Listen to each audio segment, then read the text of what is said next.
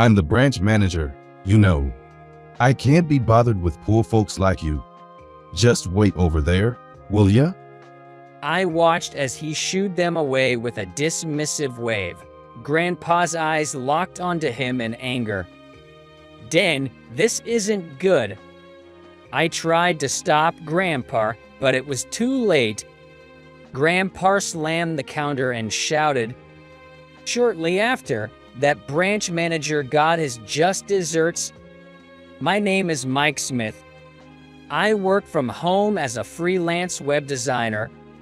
My family consists of 5 people. My parents, my brother, and we also live with my grandpa. I'm not sure if Grandpa knows that I work from home, but he often asks me to do chores for him. Well, thinking back to when I was a kid, he used to drive me to school and lessons, gave me my allowance, so doing these tasks for him now isn't really a big deal. Since I was young, I've admired my grandpa for his strength and knowledge. He's good at carpentry and gardening. Even now, I still look up to him. He's nearing 80, but he's as cool as ever. Today, as usual, he's out tending to his hobby garden. Mike, I need a favor. What is it? I just finished a part of my work, so I'm free now. Wiping his sweat with a towel, probably just coming in from the garden, Grandpa made his request. I've been invited to a wedding tomorrow, but I totally forgot to buy the wedding. Can you drive me to the bank? I glanced at the clock. It was showing 2 p.m. We were nearing the closing time for the bank's counters, and considering wedding gifts, I needed to buy something for the new couple, which should be helpful and luxurious from their wish list. With that thought, I quickly agreed, and we headed to the bank. Grandpa used to drive, but he gave up his license last year. With all the news about accidents involving older drivers, he decided it was better to give it up than be a burden. Probably, it was harder after Grandma passed. He often said that I couldn't drive without someone to be with me. I remember the day he proudly told me that he'd given up his license, and from then on, I'd be his chauffeur. The bank was crowded, and I braced myself for a long wait. Meanwhile, Grandpa had bumped into some acquaintances and was deeply engrossed in conversation. Grandpa's token number was 75, and the number currently being served was 50. I realized we might be here for a while and scanned the surroundings. It seemed like a small-town bank with a majority of elderly clients. Many were engaging bank employees with various questions. Just as I was about to pull out my phone to kill time, a loud voice emanated from one of the counters. You can't withdraw money with this debit card. Bring another one, like I've been telling you. There stood a bank teller, wearing glasses and shaking his hefty belly, raising his voice at an elderly man. This man, dressed in a noticeably high-end suit and watch, lacked any hint of class. The old man, shouted at by him, left the bank looking quite dejected. The next person to be called was an intimidating middle-aged man wearing a gold necklace. He had a lot of tattoos and wore sunglasses. He looked like the stereotypical mobster. Now, the teller was serving him with extreme politeness and lots of bowing. It's quite rare to see someone change their attitude so drastically based on the customer. My gaze shifted to the ATM, and there was a young lady bank employee. She was patiently teaching an elderly woman how to use it. Given she's wearing a uniform, she must be a bank employee too. Her gentle smile while assisting customers tells that not all employees at this bank behaved like the rude male teller. Several minutes passed. As the bank was about to close, The waiting number was around the 70s. Then I noticed something odd. The rude teller's counter was displaying number 76. He seemingly skipped Grandpa's 75. During a brief lull, I approached the teller. "Excuse me, my number is 75, but it seems like it was skipped." The teller looked annoyed by my question. His name tag read John Nelson. I was curious to see how he would treat me. As expected, he responded dismissively to me, dressed casually in a t-shirt and jeans. Oh, there wasn't a mistake. There's a priority system here? Priority system? Yeah. Bigger transactions are more beneficial for us. Besides, country folks like him probably have plenty of time, right? Just let him wait. I was lost in what I wanted to say because of the teller's rude attitude. Then John was calling over another customer and essentially shooing me away. Angered by his condescending attitude, I returned to Grandpa's seat. Grandpa was patiently waiting while reading a book. Mike, what happened? Well, when I asked the teller why your number got skipped, he told me that country folks probably have plenty of time, so you guys can wait. It pissed me off. That's ridiculous. This branch got a new manager recently. The previous one was nice, but given how this new one lets John behave, I'm not sure about him. Yeah, sudden changes often hint at underlying issues.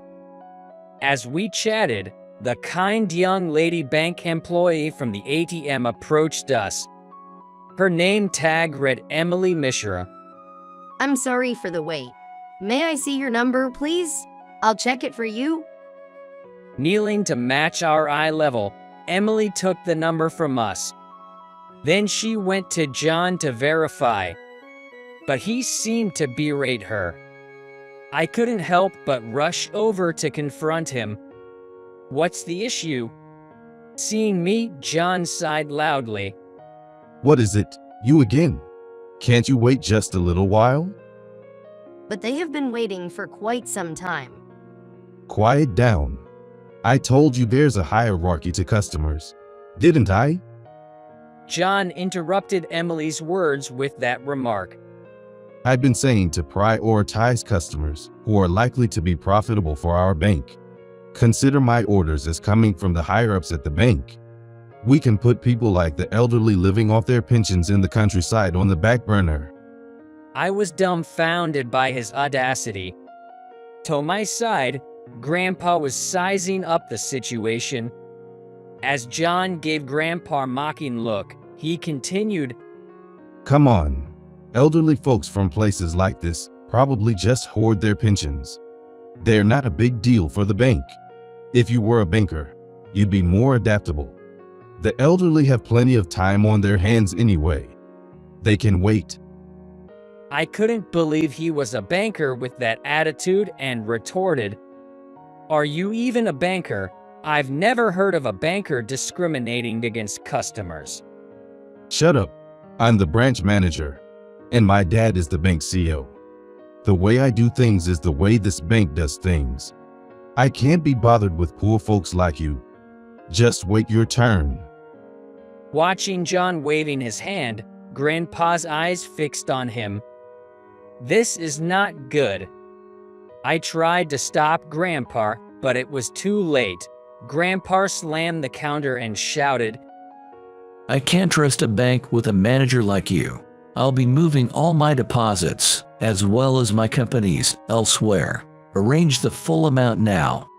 With a stern voice, Grandpa made his demand. John looked startled momentarily, but then he returned to his condescending smirk. He checked Grandpa's bank account. You're all talk. There probably isn't. But his face started turning paler by the second. His face had gone beyond pale, looking almost ashen. What? What's wrong? Can't you handle a poor person's savings? I can wait however long it takes. Just get it ready. Grandpa said this and heavily sat in the waiting room chair. John's face turned pale blue. It's no wonder. Grandpa is the CEO of a certain company. He's approaching 80, but he's still going strong. He might look like any ordinary elderly man, but when he's at work, he's an imposing figure and quite intimidating. I don't know the details, but his personal assets must be in the several $million, and the company's funds even more. His company, established by him, is quite big around here and contributes a lot to the community, and when he walks around town, many people greet him, and it can take him about 30 minutes to walk just 300 feet. So he was chatting with various acquaintances earlier, but it seems the branch manager didn't know about it. He's new to the job, so maybe that can't be helped, but the previous manager had visited our house when he took the position. Maybe John just didn't care enough.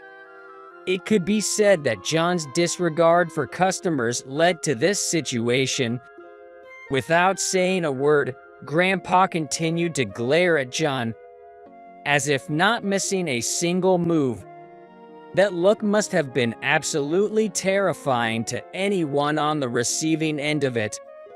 I remember when I was little, getting scolded by my grandpa was downright scary, so I can totally relate to that feeling. Off. Manager, In apparent terror of Grandpa, John screamed and bolted from the place, running out of the bank. He recklessly started running, bolting out of the store. He ran away. Mike, let's contact the main office. That guy said he was the CEO's son. We need to clean all the dirt from under the rug completely. Grandpa said with a smirk. Once he gets like this, nothing can stop Grandpa. He's truly a force to be reckoned with. I was about to call the main office when someone approached us. It was Emily. sir, I deeply apologize for our manager's behavior. I know it's impertinent, but could we have a moment of your time? What? After that, we would learn shocking facts from her. We decided we would take down John completely. We then gathered various documents and prepared everything to close our accounts and headed to the bank's main office. Grandpa had already scheduled an appointment with the bank CEO. Dressed in suits, both Grandpa and I made sure to present ourselves impeccably. Besides my grandpa and me, there were two others. Slightly stocky employees also joined us. They were there for added security. We didn't take my usual car, but instead rode in a black luxury car reserved for the CEO. Upon arriving at the main office, the bank president greeted us with a smile and led us to a meeting room. Sitting there with a fake smile was probably John's father, Paul Nelson. Next to him, in stark contrast to before, was branch manager John with a confident smile, and behind him stood two men in black suits, looking like bodyguards. I'm truly sorry for the inconvenience. It seems my foolish son has caused you some trouble. I deeply apologize for the other day. I have reflected on my actions. Please understand. John Nelson lowered his head. It sounded like a superficial and insincere apology. People don't change that easily, I thought to myself.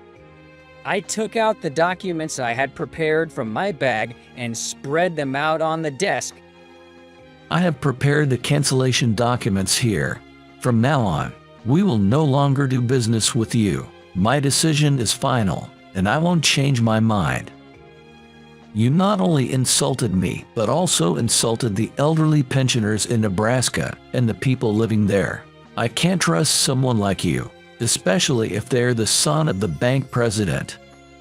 At Grandpa's words, Paul's smile tightened. John's smile had completely disappeared, and he looked pale and downcast. However, as expected from someone who had risen to the top of a bank, Paul quickly composed himself and began speaking in a soothing voice. Sir, I deeply apologize for John's behavior. I know it's impertinent, but could we have a moment of your time? The president took out a piece of paper from his pocket and placed it on the desk. It was a check for $10 million.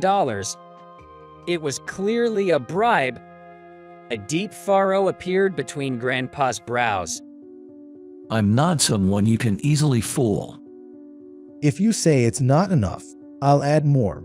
I hope this will appease your anger. Paul's hands rubbing together, trying to get closer to Grandpa, looked utterly brown-noser.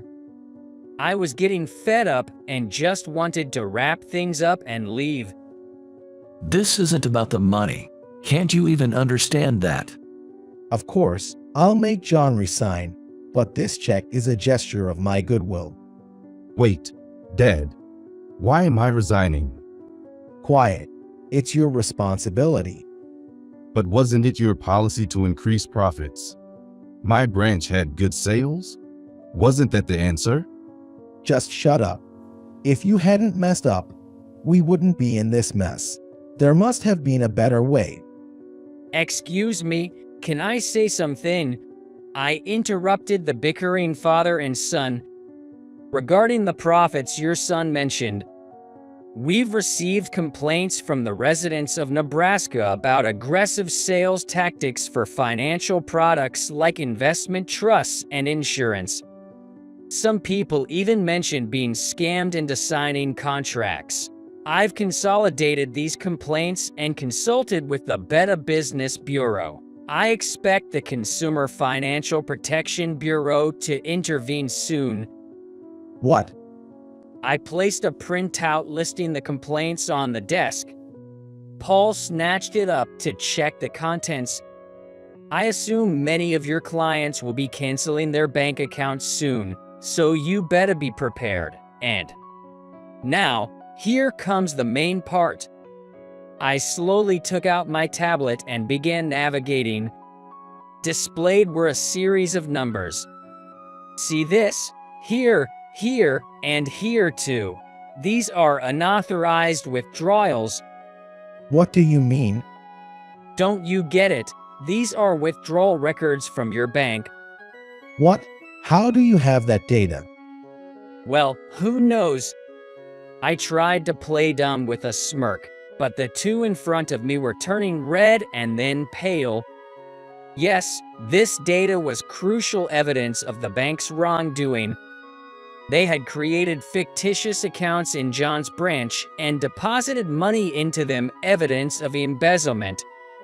Furthermore, I operated my tablet again, and these are John's stock trading records. On several occasions, he bought a large number of stocks just before their prices rose and then sold them all after the increase. It's so predictable it's almost funny. This is insider trading, isn't it? Did you leak information to your son, Paul? I also have evidence here. You should be careful with your email exchanges. If you don't delete them regularly, you never know who might read them. Displayed on the tablet were John's email records. Leaving such evidence behind when committing wrongdoings was plain naive.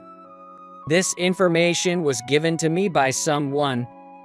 Emily Mishra worked at another bank and was essentially a spy. She had sensed something fishy about Paul and John and was discreetly aiming to bring them down. She had accessed John's computer, saved the records, and sent the data to me. Moreover, I obtained the necessary data by hacking based on that information. I am a white hat hacker who also collaborates with the cybercrime division of the FBI. I received a request from the FBI to gather information.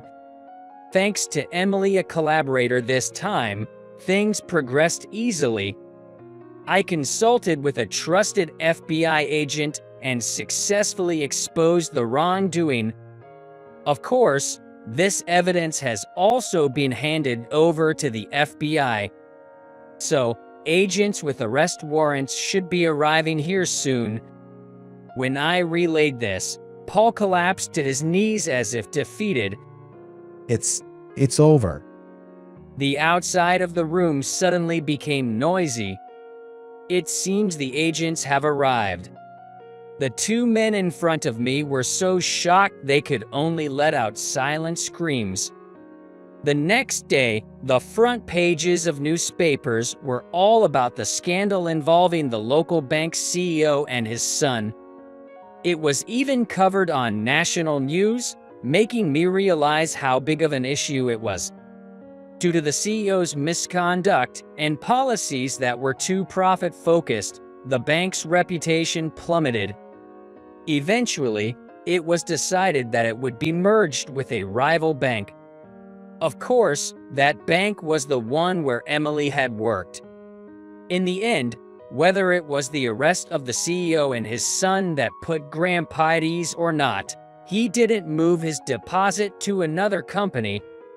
Well, it'd involve a significant amount of money, so maybe that was for the best.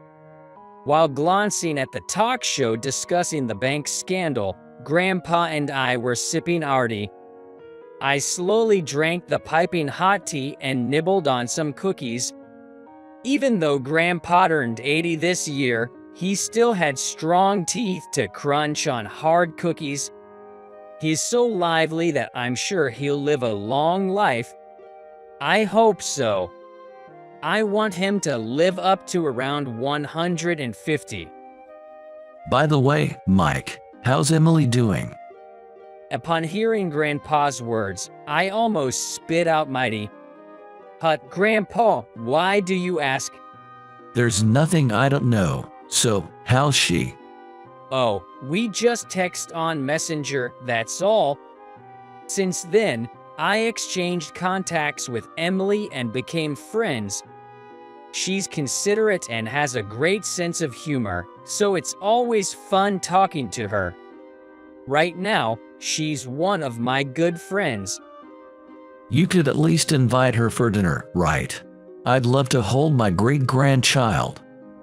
All right. You're going to live another 70 years, right, Grandpa? Maybe even see your great-grandchild's child. Well, as much as I'd like to think so, 150 years might be pushing it. But with the advancements in medicine, who knows? It seems Grandpa has plans to live a long life. I'd love to see him in the Guinness World Records. Before I knew it, the news had moved on to another topic. Upon noticing, Grandpa, with a huff, stood up and grabbed his straw hat for the garden. Looking at him, he's just a regular old man, and I'd never guessed the authority he once held. He's kind to those around him and well-liked, but when it comes down to it, he's super cool. I hope to be like Grandpa someday.